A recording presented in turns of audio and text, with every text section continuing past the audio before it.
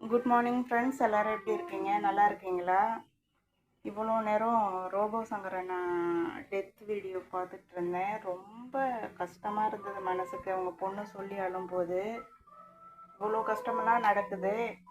ஒரு லேடி கன்னியாகுமரியிலேருந்து எனக்கு சாபம் விட்டுக்கிட்டு இருக்கு. என் பசங்களுக்கு சாபம் விடுது, என் ஹஸ்பண்டுக்கு சாபம் விடுது.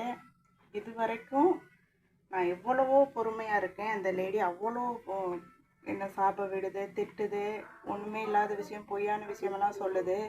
என் மேலே பொய்யான விஷயம் சொல்கிறனால நான் போய் கேஸ் கூட கொடுக்கலாம்.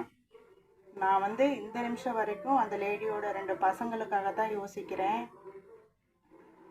நாளைக்கு அந்த பசங்க கஷ்டப்படக்கூடாது அப்படிங்கிறதுக்காக முடிஞ்சளவு என் பசங்களையும் என் ஹஸ்பண்டையும் என்னையும் சாபம் விட்டுக்கிட்டே இருக்குது. நான் ஒரே ஒரு விஷயம் கேட்குறேன். அது சாபம் விட்டுக்கிட்டு இப்படி பிரச்சனை பண்ணிகிட்ருக்கு. ஒரு சின்ன விஷயம் என் ஃபேமிலியில் யாருக்காவது ஆயிடுச்சுன்னா அந்த லேடியை என் ஃபேமிலி சும்மா விட்டுருமா? அதாவது இந்த லேடி விபரீதம் தெரியாமல் விளையாண்டுக்கிட்டு இருக்கு என் லைஃப்பில்.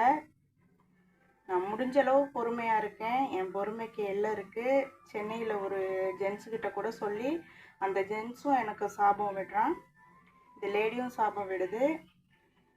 இந்த 4 பேருக்கும் சொல்கிறேன், நான் என்னை ரொம்ப டிஸ்டர்ப் பண்ணுறீங்க. நான் பொறுமையாக இருக்கேன்.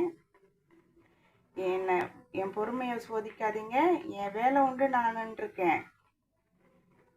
அவ்வளோதான் நான் சொல்லுவேன்.